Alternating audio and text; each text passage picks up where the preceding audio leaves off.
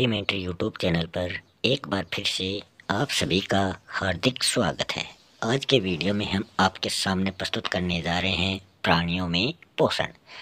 General science से संबंधित ये वीडियो प्रतियोगिता परीक्षाओं के लिए बहुत ही महत्वपूर्ण रहने वाला है। इस वीडियो में हम आपको NCERT बुक्स के जो नोट्स हैं उनके माध्यम से चित्रों सहित आपको बताने जा रहे हैं, जिससे आपको यह वीडियो याद करने में किसी प्रकार की कोई परेशानी ना हो।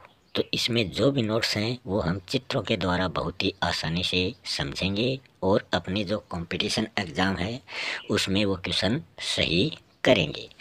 वीडियो पर अंत तक बने रहें, वीडियो को लाइक शेयर करें और चैनल को सब्सक्राइब करना ना भूलें। तो शुरू करते हैं आज का जनरल साइंस से संबंधित अपना जो टॉपिक है प्राणियों में पोषण। सबसे पहले हम इसमें बात करें तो पहला बिंदु है पौधे जो है वो अपना भोजन प्रकाश संश्लेषण द्वारा स्वयं बनाते हैं। तो पौधे जो हैं वो किसी दूसरे प्राणी या किसी दूसरी वस्तुओं पर निर्भर नहीं रहते, वो अपना भोजन सूर्य के प्रकाश से प्रकाश संश्लेषण द्वारा बनाते हैं। परंतु जो प्राणी होते हैं वो अपना भोजन प्रत्यक्ष या फिर परोक्ष रूप से पौधों से प्राप्त करते हैं। तो जो प्राणी होते हैं वो पौधों से या किसी और प्रकार से अपना भोजन प्राप्त करते हैं, वो अपना भोजन स्वयं नहीं बना सकते। अगले बिंदु की हम बात करें कि जो जटिल खाद्य पदार्थ होते हैं उनको सरल खाद्य पदार्थ में परिवर्तित होना या टूटना विखंडन कहलाता है। तो विखंडन को इंग्लिश में क्या कहते हैं वो भी यहाँ पर दिया गया है, ताकि आप जो इंग्लिश मीडियम के जो विद्यार्थी हैं वो भी इनको आसानी से समझ सकते हैं। तथा इस प्रक्रम को कि जटिल खाद्य पदार्थों का सरल पदार्थ में परिवर्तित होना या टूटना विखंडन कहलाता है और इस प्रक्रम को पाचन कहते हैं। तो ये महत्वपूर्ण बिंदु है। इससे आगे का बिंदु है कि जो स्टारफिश होती है वो कैल्शियम कार्बोनेट के कठोर कवच वाले जंतुओं का आहार करती है। कि जो जंतु कठोर कवच वाले होते हैं उनको वो अपना भोजन बनाती है। कवच खोलने के बाद वह अपने मुख से जो आमाशय है उसको बाहर निकालती है तथा जंतु के कोमल भागों को वो खाती है। अगले बिंदु की हम बात करें, मानव द्वारा किया गया भोजन जो है वो एक सतत नली या फिर उसको आहार नाल भी कहते हैं, उससे होकर वो गुजरता है। कि हम जो भी भोजन करते हैं वो आहार नली से हमारे पेट तक जाता है, जो मुख गुहिका से शुरू होती है। जो हम भोजन कहाँ से ग्रहण करते हैं, मुंह से ग्रहण करते हैं। तो मुख गुहिका से ये आहार नाल शुरू होती है और अंत में ये गुदा तक जाती है। इस नली के विभिन्न भाग होते हैं, जैसे कि इसके ही भागों से मुख गुहिका जो सबसे ऊपर होता है, फिर ग्रास नली होती है जिसको गर्शिका भी कहा जाता है, आमाशय होता है, छोटी आंत, बड़ी आंत, फिर गुदा जिसको मलद्वार भी कहा जाता है। तो सबसे नीचे मलद्वार और सबसे ऊपर मुख गुहिका और बीच में ये अलग अलग इसके भाग होते हैं। अब हम चित्रों के माध्यम से भी इसको देख लेते हैं ताकि हमको इन बिंदुओं को समझने में किसी प्रकार की कोई कठिनाई ना हो। सबसे पहले हम बात करें तो ये जो आपको आकृति दिखाई दे रही है तो ये किसकी आकृति है? यही क्या है, वो स्टार फिश है, मतलब तारा मछली ये है।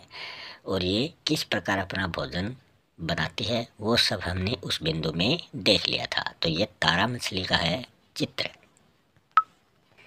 अब हम देखने जा रहे हैं मनुष्य का जो पाचन तंत्र होता है उसका चित्र।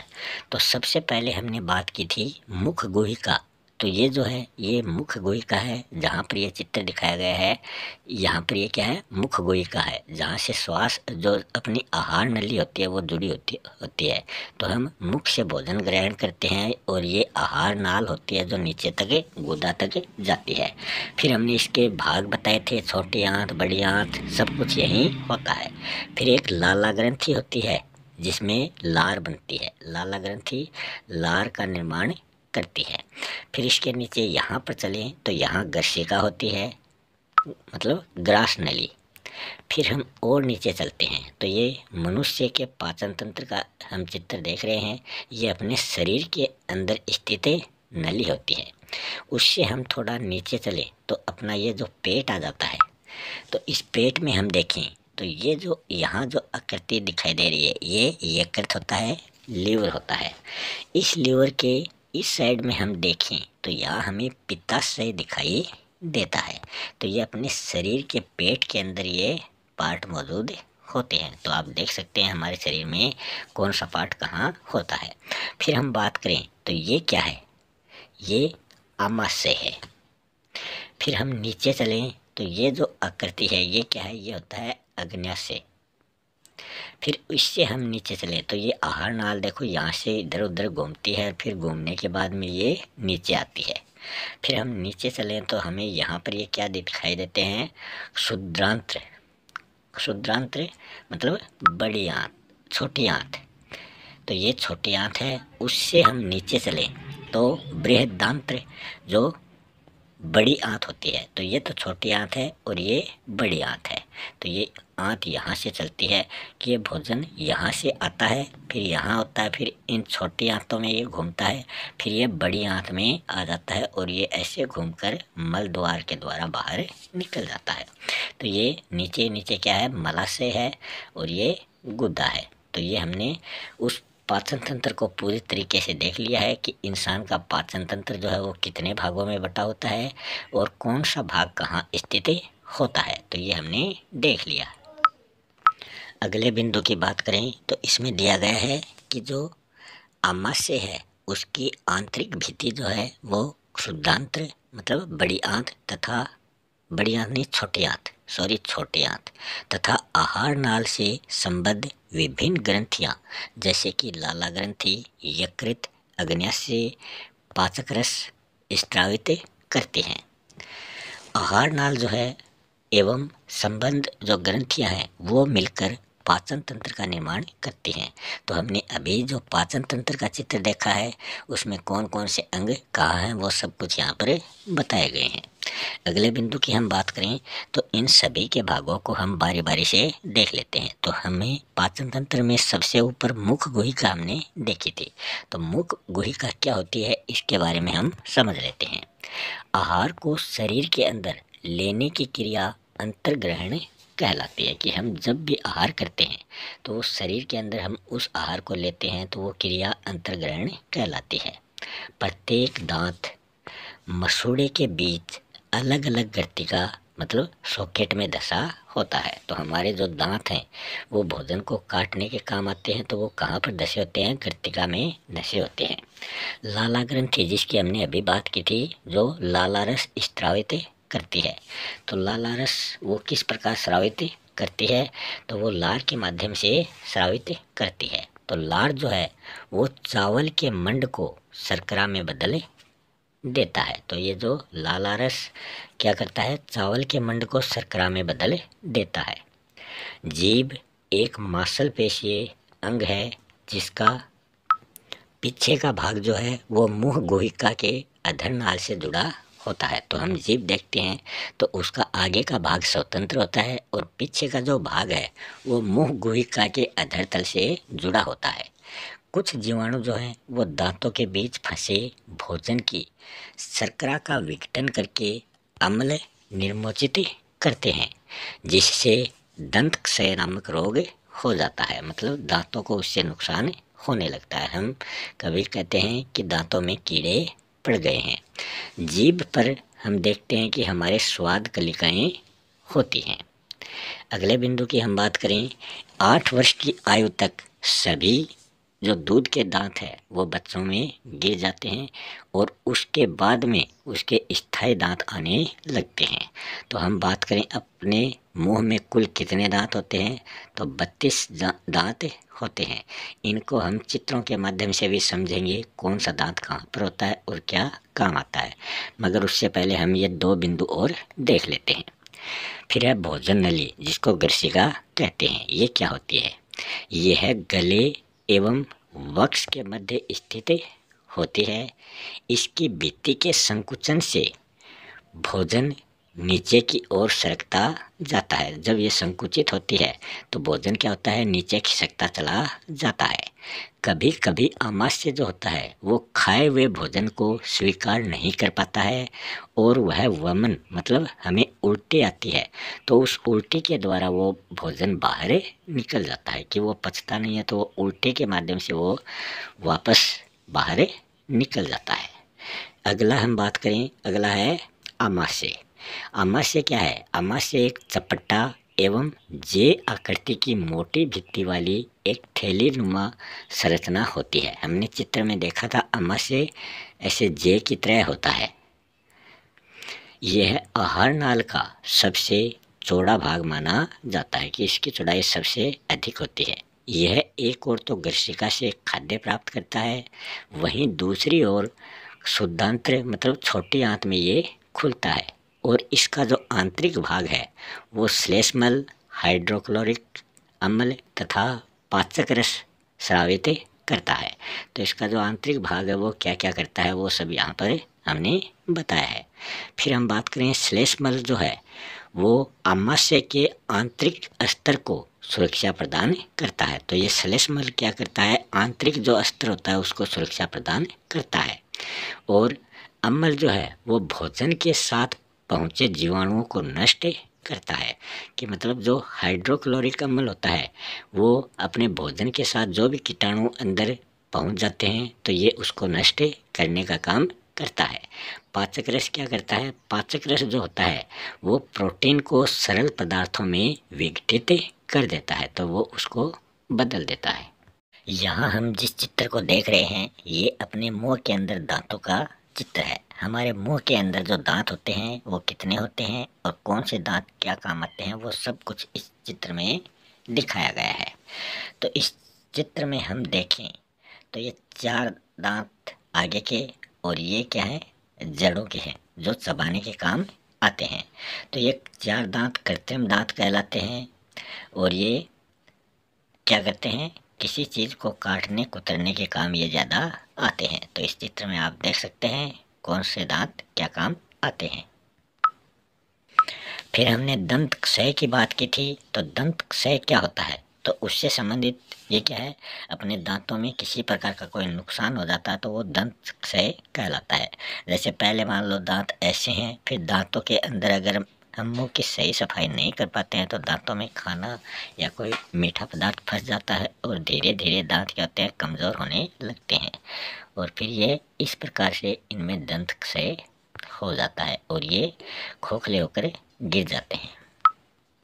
आगे हम जो चित्र देख रहे हैं ये भोजन नली से संबंधित है, जो हमने देखी थी ये अक्सर की तरह ये होती है। तो इसमें भोजन जो है ये यहाँ से भोजन नीचे खिसकता चला जाता है, तो ये ग्रसिका है और ये यहाँ से भोजन नीचे आ रहा है और ये जो क्या है ये आमाशय है। तो ये सब हमने बिंदुओं में देख लिया था। अब देखते हैं हम अगला बिंदु। अगले बिंदु की बात करें तो इसमें दिया गया है कि कभी कभी हम क्या करते हैं, जल्दी जल्दी खाना ख़त्म करने की कोशिश करते हैं। तो हम जल्दी जल्दी खाना खाते हैं अथवा खाते समय बीच में हम बात करने लग जाते हैं, तो क्या होता है, भोजन के जो कण हैं वो श्वास नली में प्रवेश कर जाते हैं, जिससे हमें घुटन का अनुभव होता है तथा हिचकी आती है और खांसी आती है। तो हमने यहाँ देख लिया है कि हिचकी क्यों आती है, तो ये कारण है हिचकी आने का। अगले बिंदु की हम बात करें तो यह है शुद्धांत्र, जो 7.5 मीटर लंबी अत्यधिक कुंडलित नली होती है। तो शुद्धांत्र क्या होता है, ये 7.5 मीटर लंबी एक कुंडलित नली होती है। यह यकृत एवं अग्न्याशय से स्राव प्राप्त करती है। यकृत जो होता है वो गहरे लाल भूरे रंग की एक ग्रंथि होती है, मतलब लीवर है। ये किस रंग का, लाल भूरे रंग का, जो उदर पेट के ऊपरी भाग में दाहिनी ओर स्थित होती है। और यही शरीर की सबसे बड़ी ग्रंथि मानी जाती है। तो ये क्वेश्चन बहुत बार पूछा जा चुका है कि अपने शरीर की सबसे बड़ी ग्रंथि कौन सी होती है, तो लीवर या फिर उसको यकृत कहते हैं। यही अपने शरीर की सबसे बड़ी ग्रंथि है। यह ग्रंथि जो है यह पित्त रस स्रावित करती है, जो एक थैली में संग्रहित होता रहता है। तो पित्त रस का श्रवण भी कौन सी ग्रंथि करती है, ये यकृत करता है, जो शरीर की सबसे बड़ी ग्रंथि होती है। इसे पित्ताशय भी कहते हैं। तो जिस थैली में ये पित्त रस स्रावित होता है तो वो क्या कहलाती है, पित्ताशय कहलाती है। पित्त रस वसा के पाचन में प्रमुख भूमिका निभाता है। अब हम अगले बिंदु की बात करें तो इसमें है अग्न्याशय जो है ये हल्के पीले रंग की एक बड़ी ग्रंथि होती है, जो आमाशय से ठीक नीचे स्थित होती है। अग्न्याशयिक रस जो है वो कार्बोहाइड्रेट्स एवं प्रोटीन पर क्रिया करता है तथा इसको उनके सरल रूप में ये बदलने का काम करता है। आंशिक रूप से पचा हुआ भोजन जब शुद्धांत्र के निचले भाग में पहुंचता है, जहां आंत्र रस पाचन क्रिया को पूर्ण कर देता है, तो ये आंत्र रस जो है इसके द्वारा ये पाचन क्रिया अपनी जो होती है वो कंप्लीट हो जाती है। कार्बोहाइड्रेट शर्करा को ग्लूकोज में, तो कार्बोहाइड्रेट किसको किस में बदलता है, शर्करा को ग्लूकोज में बदलता है। वसा जो है ये वसा अम्ल एवं ग्लिसरॉल में बदल जाती है, और जो प्रोटीन है वो एमिनो अम्ल में बदल जाता है। तो ये क्वेश्चन भी कई बार पूछा जा चुका है कि कौन किस में बदलता है। अगले बिंदु की हम बात करें तो इसमें दिया गया है कि पचा हुआ भोजन जो है वो अवशोषित होकर शुद्धांत्र की भित्ति में स्थित रुधिर वाहिकाओं में चला जाता है। तो जो पचा हुआ भोजन है वो धीरे धीरे नीचे खिसकता चला जाता है, ये हमने पढ़ लिया है। इस प्रक्रम को अवशोषण कहते हैं। शुद्धांत्र की आंतरिक भित्ति पर अंगुली के जैसी उभरी हुई संरचनाएं दिखाई देती हैं, जिनको दीर्घरोम या फिर रसांकुर कहा जाता है। अगले बिंदु की हम बात करें, इसमें है अवशोषित पदार्थ का स्थानांतरण रुधिर वाहिकाओं द्वारा शरीर के विभिन्न भागों तक होता है, जहां उनका उपयोग जटिल पदार्थों को बनाने में किया जाता है। इस प्रक्रम को स्वांगीकरण कहते हैं। तो आप देख चुके हैं स्वांगीकरण क्या होता है, तो ये स्वांगीकरण कहलाता है। अगले बिंदु की हम बात करें, कोशिकाओं में उपस्थित ग्लूकोज का विघटन ऑक्सीजन की सहायता से कार्बन डाइऑक्साइड एवं जल में हो जाता है, और ऊर्जा उसमें क्या हो जाती है, मुक्त हो जाती है, फ्री हो जाती है। अगले बिंदु की हम बात करें, भोजन का वो भाग जिसका पाचन नहीं हो पाता अथवा उसका अवशोषण नहीं होता है, वह बृहदांत्र में भेज दिया जाता है। मतलब ये बड़ी आंत में ये चला जाता है। बृहदांत्र क्या होता है, तो बृहदांत्र जो है यह शुद्धांत्र की अपेक्षा चौड़ी एवं छोटी होती है। तो इसकी साइज छोटी होती है और ये चौड़ी होती है, और ये लगभग 1.5 मीटर लंबी होती है। आगे हम बात करें इसका क्या काम है बृहदांत्र का, तो बृहदांत्र जो है इसका मुख्य कार्य जल एवं कुछ लवणों का अवशोषण करना होता है, और जो बचा हुआ अपचित पदार्थ होता है जो पचता नहीं है, उसको मलाशय के रूप में ये मलाशय में चला जाता है, और तथा अर्ध ठोस मल के रूप में ये रहता है। समय समय पर गुदा द्वारा यह मल द्वारा बाहर निकाल दिया जाता है।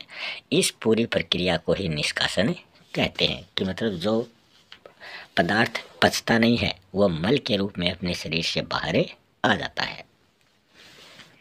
अगला बिंदु है, जानवर घास को जल्दी जल्दी निगलकर आमाशय के एक भाग में भंडारित कर लेते हैं।